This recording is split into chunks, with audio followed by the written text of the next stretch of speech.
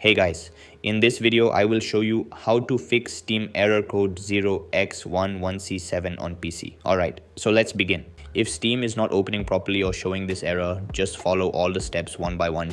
Let's start with the first method, Task Manager. First, check whether Steam is running in the background. Go to the Windows search bar and type Task Manager, then click to open it. Once it opens, go to the Processes tab and scroll down until you find Steam.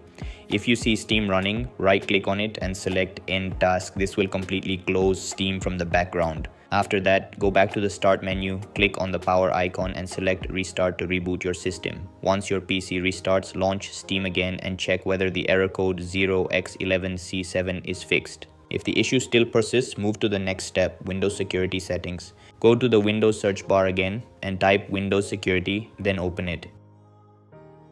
Inside Windows Security, click on App and Browser Control. After that, click on Reputation-Based Protection Settings. Scroll down and look for potentially unwanted app blocking.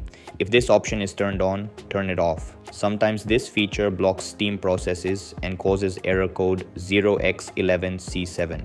After disabling it, restart your PC again and check Steam. If the problem is still not fixed, go to the next step, check for Windows updates. Open Settings from the Start menu, then click on Windows Update. Click on Check for updates, and if any updates are available, click Download and Install to update your system to the latest version. Outdated Windows versions can sometimes cause compatibility issues with Steam. Once the update is complete, restart your computer and launch Steam again. In most cases, this should resolve the error, and that's it. This is how you can fix Steam error code 0x11C7 on PC. So that's all for this video. Thanks for watching.